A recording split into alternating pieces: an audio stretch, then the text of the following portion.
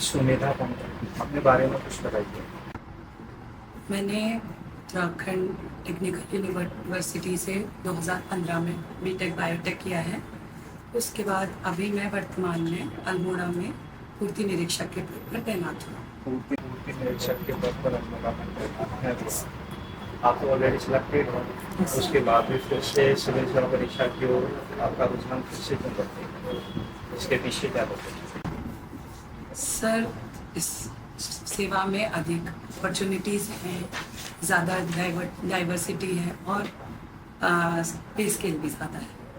इससे अगर और जॉब में अगर आपको पे स्केल ज़्यादा मिलेगा तो फिर आप इसे भी ग्रुप कर देंगे। सर, मेरा मुख्य उद्देश्य प्रशासनिक सेवा में जाने का रहा है, तो प्राइवेट सेवा में जाने का मेरा कभी भी उद्देश्य नहीं था, तो मैं इसी सेवा में जाने के लिए सरकारी सेवा में तो है ही ना। यस, वो भी तो सरकारी सेवा है, उसमें आपको उतना हैप्पीनेस नहीं है क्या? सर है, फिलहाल के लिए है, लेकिन अगर मुझे ज़्यादा अवसर प्राप्त होंगे और ज़्यादा कार्यक्षेत्र मिलेगा तो मैं उसकी तरफ बढ़ना चाहूँगा। आपने बीटेक करा, बीटेक करने के बाद फिर सिविल सेवाओं की ओर आपका रुझान आया, इसके पीछे क्या वजह थी? मेरा बचपन से ही प्रशासनिक सेवा में जाने का उद्देश्य था। मैंने एक सेकेंड ऑप्शन के तौर पर बीटेक किया था। तो जब बचपन से आपके सिविल सेवा परीक्षाओं में आपका रुझान था, तो फिर आप 12th के बाद आपने ह्यूमैनिटीज़ के सब्जेक्टों को न पढ़ करके बीटेक आपने किया, तो ये आपको बीटेक करना आपने एक ऑप्शन के रूप में चूज किया था। तो कल के दिन आप सिविल सेवा परीक्षाओं में भी कोई और ऑप्शन मिल जाएगा, आईएएस की नौकरी मिलेगी, तो आप फिर स्टेट वाले को क्विट करेंगे या इसी में रहेंगे? अगर उस जॉब में अधिक कार्य करने के लिए रहेगा, मतलब अच्छी पोस्ट मिलेगी, तो मैं उधर जाना चाहूँगी। अच्छा, तो फिर आप उधर भी क्विट करेंगे? हाँ। लाइन इंस्पेक्टर के पद पर तैनात हैं। यस। आपने सुना होगा राष्ट्रीय खाद्य सुरक्षा अधिनियम NFSA एक्ट 2013, इसके बारे में कुछ बताइए आप। NFSA एक्ट 2013 में खाद्य सुरक्षा के लिए लाया गया था।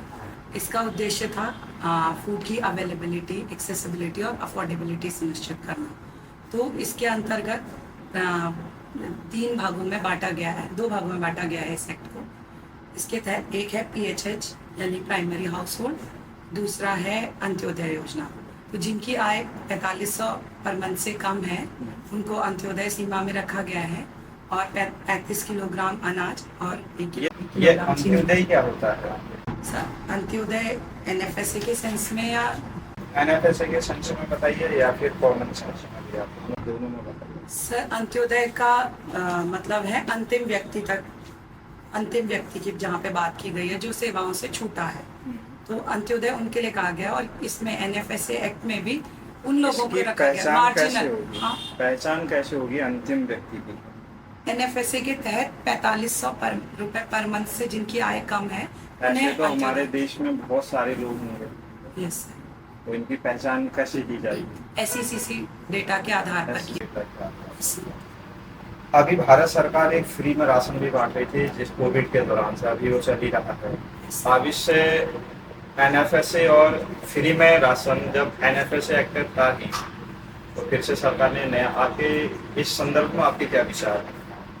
सर, पहले NFSA के तहत यही राशन जो दिया जाता था PHH और अंत्योदय को, ये कुछ राशन का फुल फॉर्म क्या है? Primary house hold. जो राशन दिया जाता था वो कुछ मूल्य पर दिया जाता था, 3, 2 और 5 रुपए, 1 हाँ। इसमें 3 में किसे रखा गया था? कौन से अनाज को 3 के रूप में दिया जा रहा था?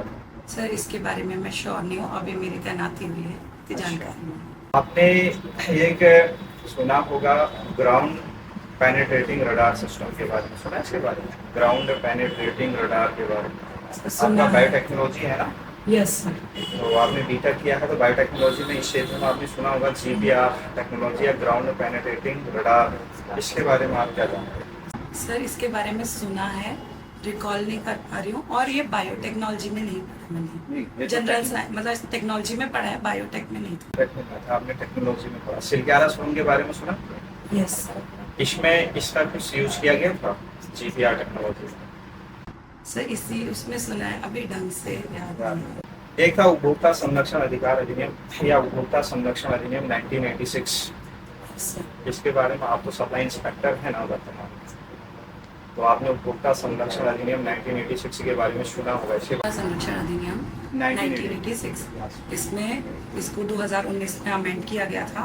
इसमें क्या प्रावधान थे? अमेंड तो 2019 में, इसमें क्या प्रावधान थे?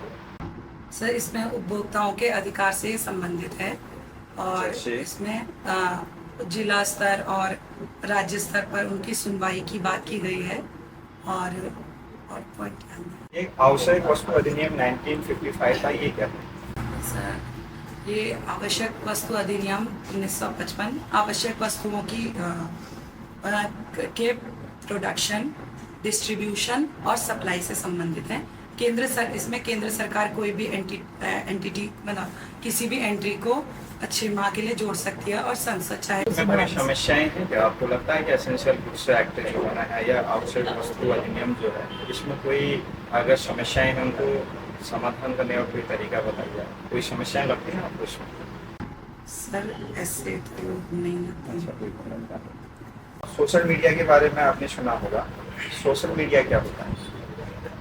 सर सोशल मीडिया का मतलब है लोगों से जुड़ने का, मतलब सोशल वे में जुड़ मतलब communication through media. Communication through media. तो सोशल मीडिया का इम्पैक्ट क्या पड़ रहा है? सर दोनों इम्पैक्ट करते हैं, पॉजिटिव भी और नेगेटिव भी। पॉजिटिव बताइए। पॉजिटिव से तात्पर्य है कि लोगों को किसी एक क्षेत्र में हो रही जानकारियों के बारे में पता चलता है। कई बार आपदा जैसी परिस्थितियां आ जाती हैं तो लोगों को अवेयरनेस मिलती है। एक क्षेत्र में हो रहे रचनात्मक कार्यों के बारे में लोगों को पता चलता है। और नेगेटिव क्या है? इसके कुछ पॉइंट आपको सर नेगेटिव? इसके through fake news, paid news, इन चीज़ों को बढ़ावा मिलता है। अच्छा, आपने सुना होगा एक हेड स्पीच के बारे में सुना होगा। हेड स्पीच क्या होता है? हेड स्पीच समाज में अपने अभिव्यक्ति के माध्यम से ऐसी चीज़ों को भड़काना जिससे लोग दंगा या हिंसा की ओर प्रेरित हो सकते अच्छा, उत्तराखंड में आप नैनीताल जनपद के रहने वाले हैं। नैनीताल जनपद के कोई प्रसिद्ध 2 मंदिरों के नाम बताइए जिनका महत्व सबसे अधिक हैं। नैना देवी मंदिर हाँ। नैनीताल में है और शीतला हाट मंदिर ये शीतला हाट मंदिर में किसकी पूजा की जाती है? माँ शीतला की पूजा की जाती है। आपने नीम करोली या बाबा के बारे में सुना? इनके बारे में कुछ बताइए। काफी न्यूज में है इस समय, अखबारों की सुर्खियां में है नीम करोली धाम में। इसके बारे में कुछ जानते हैं? नीम का ये कैंची में इनका धाम स्थित है और इससे ज़्यादा नहीं है। नेशनल पार्क और वाइल्ड लाइफ सेंचुरी और बायोस्फीयर रिजर्व है, इन तीनों में क्या डिफरेंस है? क्या इनमें अंतर है तीनों में? सतत विकास आपने सुना होगा, सस्टेनेबल डेवलपमेंट। इसके 17 लक्ष्य थे। क्या है सतत विकास? सतत विकास से तात्पर्य है कि पर्यावरण को ध्यान में रखते हुए विकास सुनिश्चित करना। इसके तहत यूएन ने 17 SDG गोल्स दिए हैं। उसमें से कोई 2-3 के नाम बताइए। 1 है नो पॉवर्टी, SDG 2 है जीरो हंगर और SDG 9 है इंडस्ट्री इंफ्रास्ट्रक्चर। ये सस्टेनेबल डेवलपमेंट के जो 17 गोल्स हैं इनको कब तक हासिल करने का लक्ष्य रखा गया? 2030 तक। 2030 में। ये आपको लगता है कि हम कवर कर लेंगे पूरी दुनिया से पॉवर्टी को हम समाप्त कर देंगे? 2030 तक इन लक्ष्यों को पूर्णतया प्राप्त करना एक लक्ष्य रखा। आपको लक्ष्य लगता है कि रखा गया दुनिया है। से पॉवर्टी समाप्त हो जाएगी 2030 तक, या दुनिया से भूख खत्म हो जाएगी? प्रकार की युद्ध की और महंगाई की परिस्थितियां दिख रही हैं, उस तरह से मुझे लगता नहीं है कि ये लक्ष्य 2030 तक प्राप्त अगर किए जा आपको इसकी जिम्मेदारी दिया जाए तो इस लक्ष्य को पूरा करना है तो आप कैसे करेंगे? कोई आपके पास विजन है?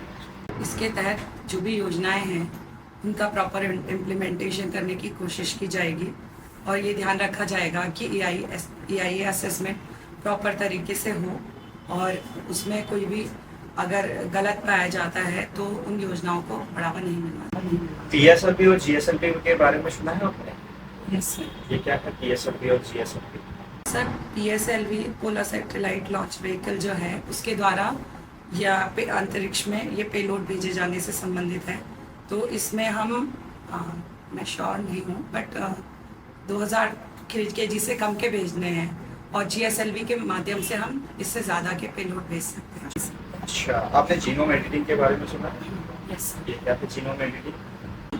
किसी व्यक्ति के जीनोम में कोई परिवर्तित करना, जीनोम में परिवर्तन कैसे हो सकता है कि मतलब उस जीनोम को रिप्लेस करना, जीन उसके नेचुरल राइट के अगेंस्ट तो नहीं जा रहे हैं अगर उसका जीनोम को परिवर्तित करते हैं तो? सर ये परिस्थिति जन्य है। अगर हम इसको किसी बीमारी के इलाज के लिए यूज कर रहे हैं तो उसके लिए नुकसानदेह नहीं है। सरोगेसी मदर के बारे में सुना आपने? सर सरोगेट मदर जो होती हैं उनके मतलब जो मदर्स, जो महिलाएं मां नहीं बन सकती उनके स्थान पर अन्य महिलाओं से उनके बच्चे को गर्भ में रखने के लिए कहा जाता है। आप सरोगेसी के फेवर में या इसके अगेंस्ट हैं? सर सरोगेसी एक परिस्थिति जन्य, नहीं, आप फेवर में है या इसके समर्थन में है या इसके विपक्ष में है? सर आवश्यक परिस्थितियों के आधार पर यह निर्णय लिया जा सकता है। जैसे कि अगर किसी के माँ के 2 बच्चे हैं या बच्चे हैं पहले से, तो उनको सरोगेट मदर की आवश्यकता नहीं, मेरा कहने का मतलब है आप इस सरोगेसी के समर्थन में हैं या इसके विपक्ष में?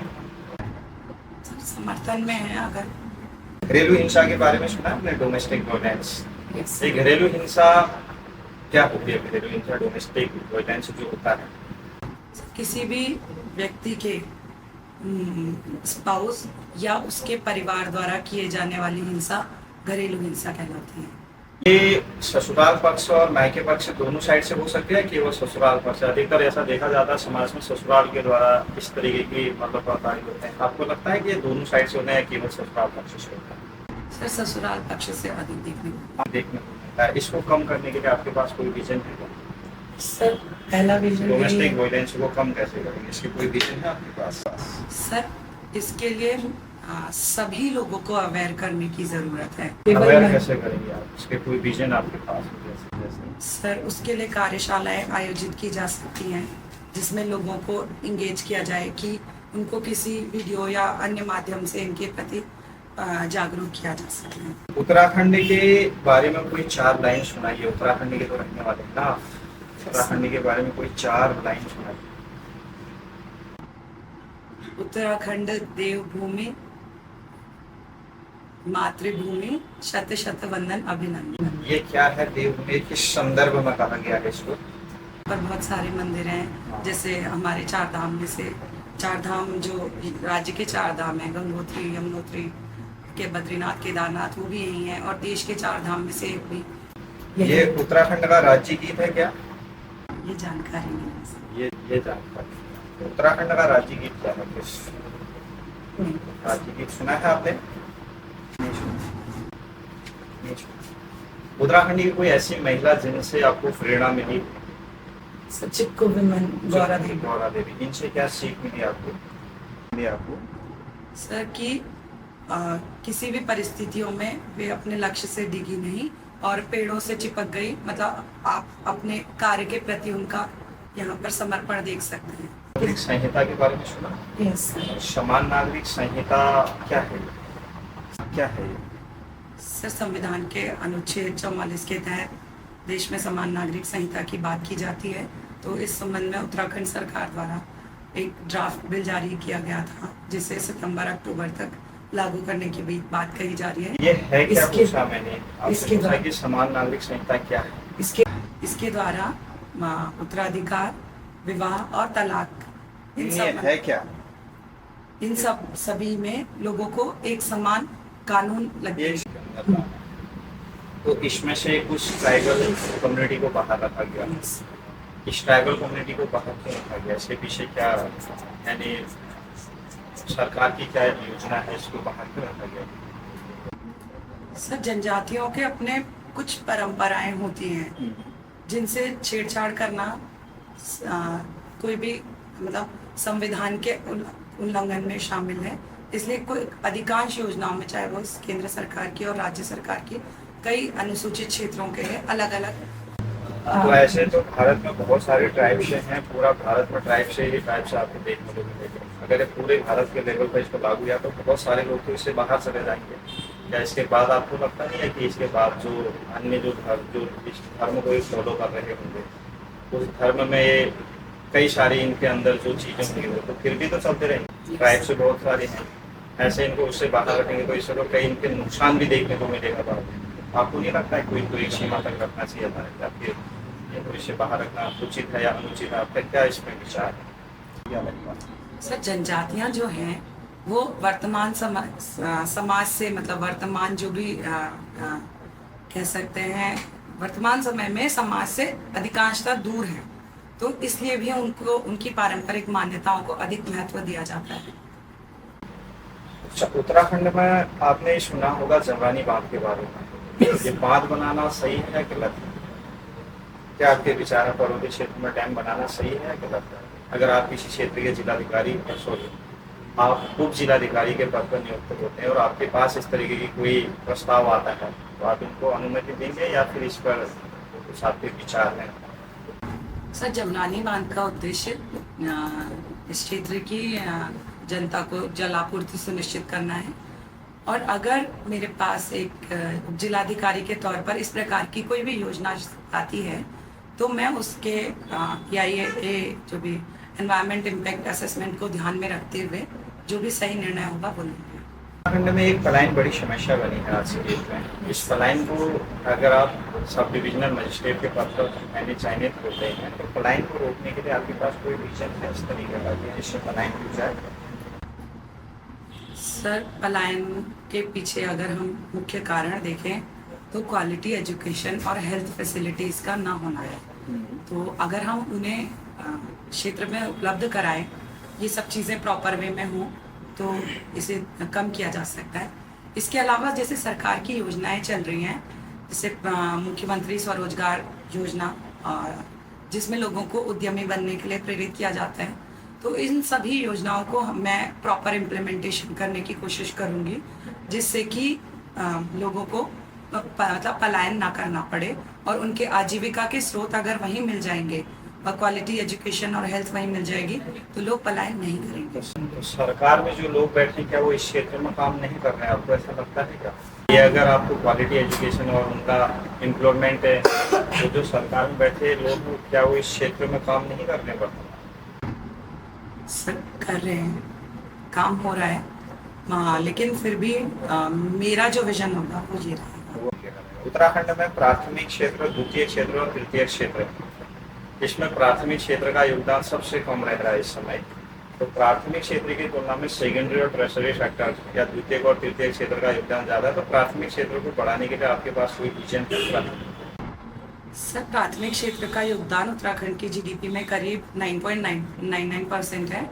तो इसके लिए हम जैसे हमारी काफ़ी मात्रा में ज़मीन बंजर पड़ी है, तो हम वहाँ पे कुछ जड़ी बूटी या फिर और इसके अलावा कई क्षेत्र में उपजाऊ ज़मीन भी है, तो हम उसको लीज पर लेकर वहाँ पे हॉर्टिकल्चर और इसके अलावा जड़ी बूटी उत्पादन, इन सबको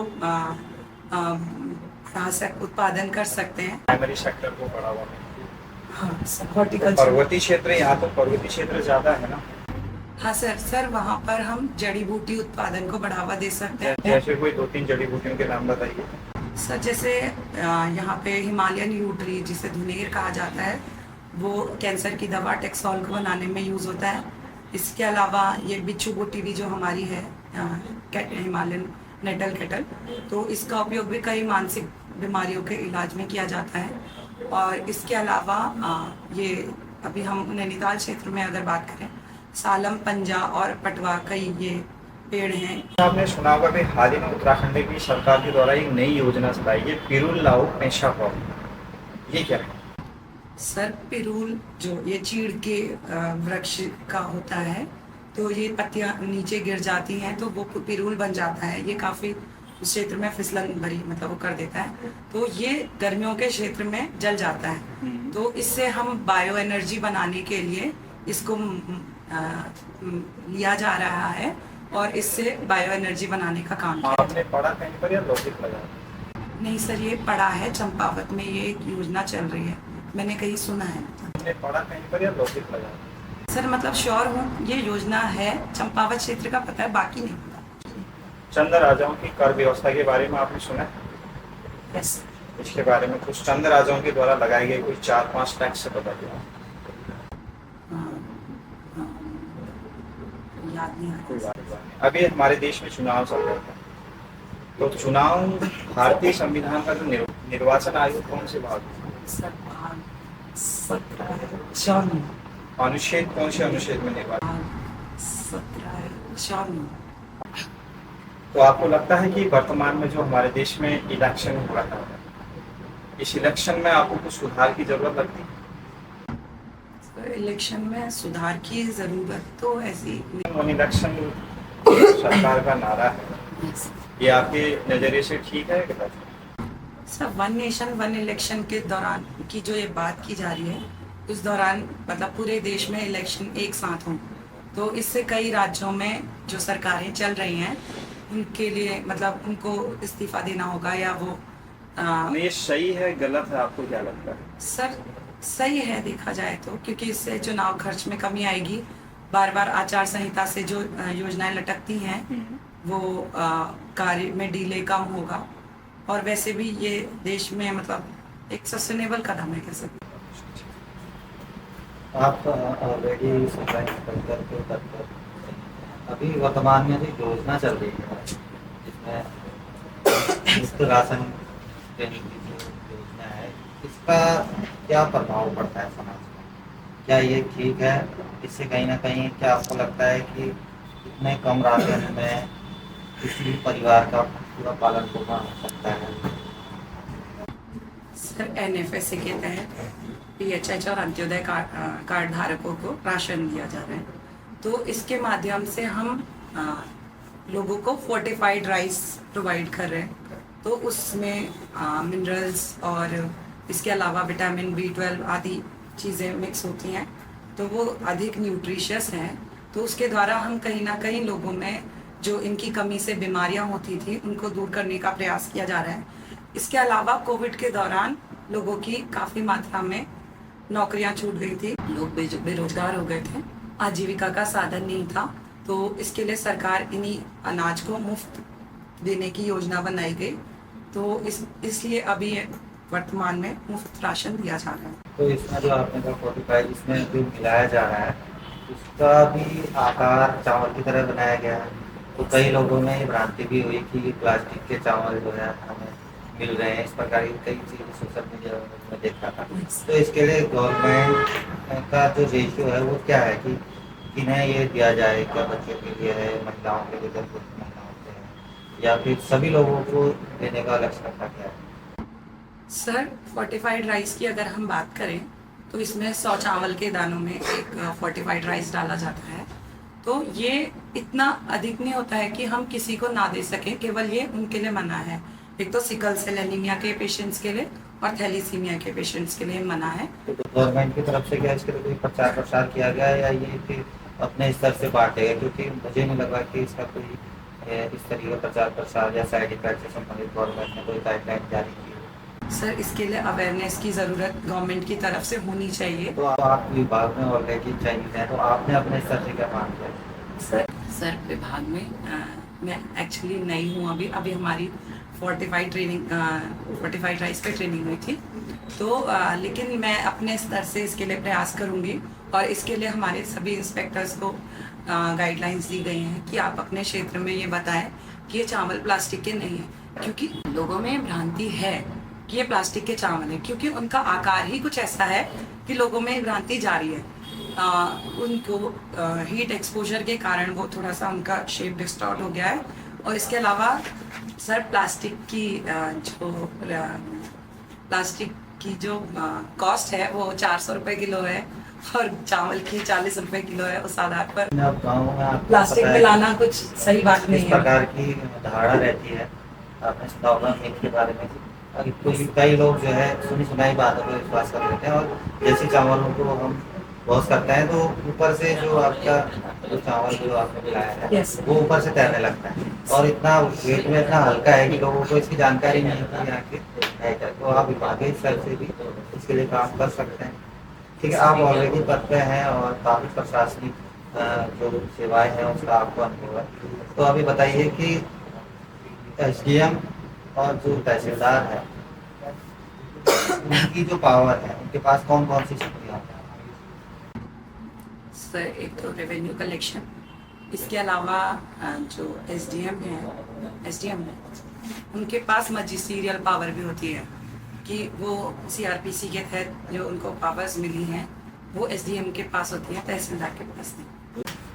उससे संबंधित अगर हम पावर की बात करें तो आपने देखा होगा कि 2 टाइप्स की पावर की आपने बात की, क्रिमिनल और तो इसको हम 2 रूपों में समझते हैं, फौजदारी और दीवानी मामले। Yes. तो इतिहास में आपने कभी पढ़ा कि इन मामलों की चर्चा सबसे पहले कहाँ से शुरू हुई? किस शासनकाल के जो किंग्स थे उनके द्वारा पहली बार इन 2 विषयों को अलग अलग रूप में लिखा?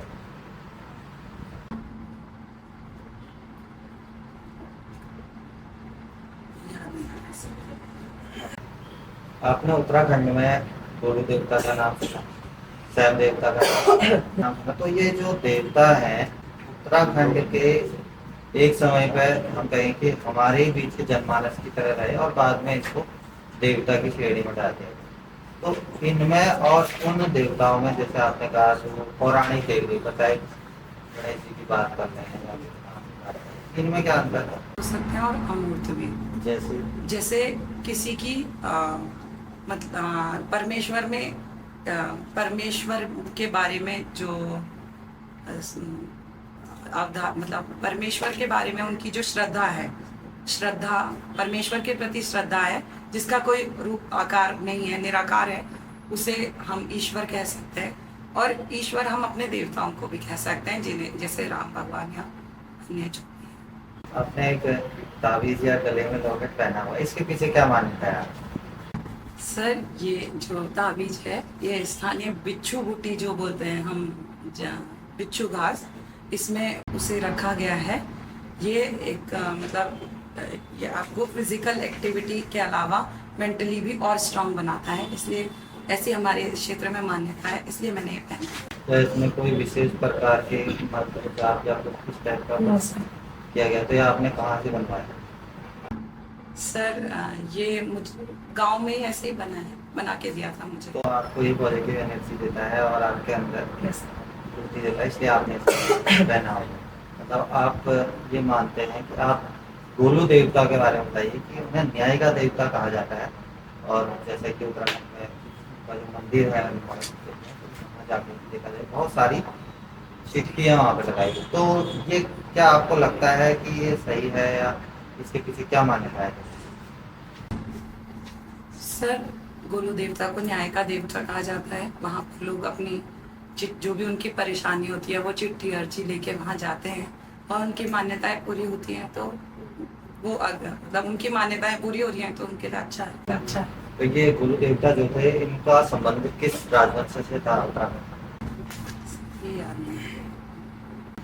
सुना होगा नेचुरल डिजास्टर, प्राकृतिक आपदा के बारे में। उत्तराखंड में प्राकृतिक आपदाएं कौन कौन सी हैं?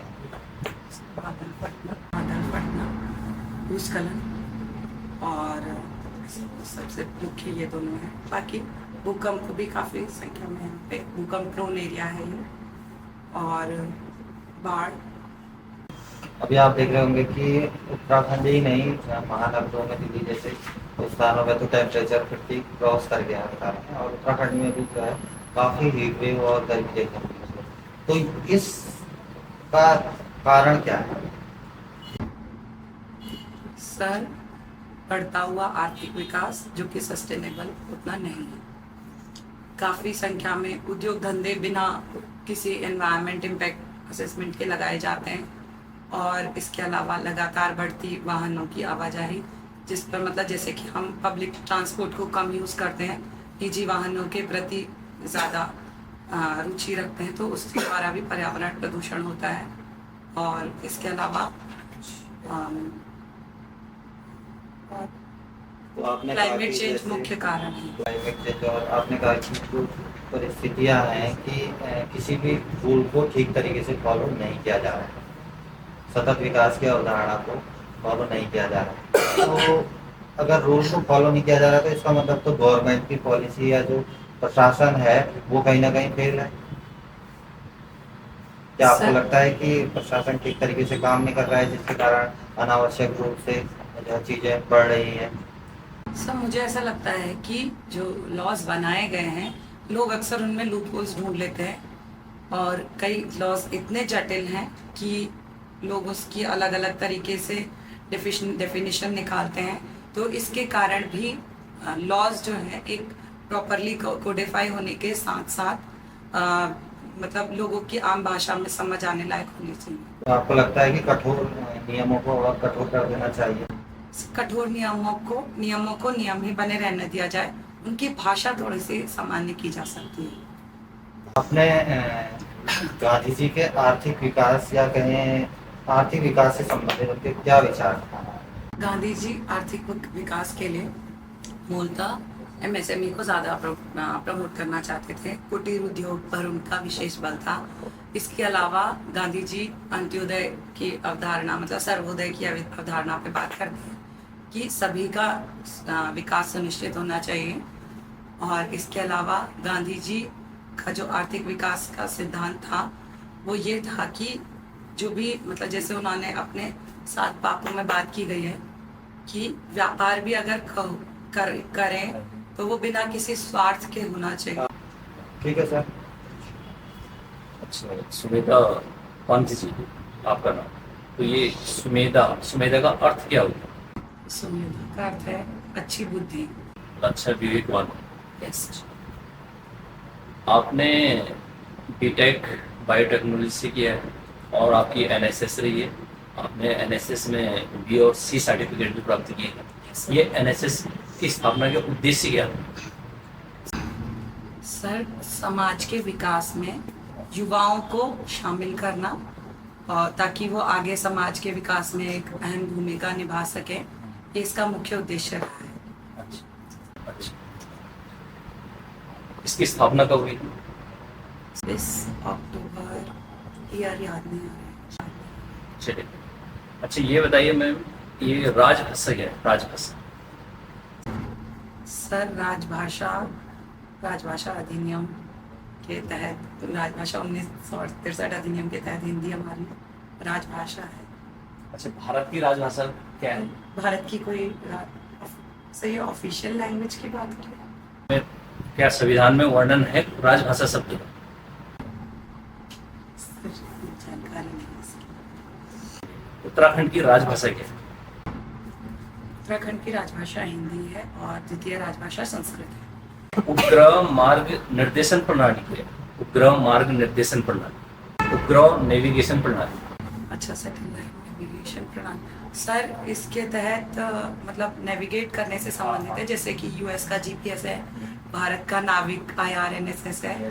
तो इसमें जो हमारा IRNSS नाविक है उसके द्वारा भारत और उसके आसपास के करीब 1500 किलोमीटर एरिया में निगरानी रखी जा सकेगी और ये नेविगेशन में सहायता करेगा। अच्छा, भारत में विविधता के संदर्भ में इन्हीं 4 सांस्कृतिक तत्वों को बताइए।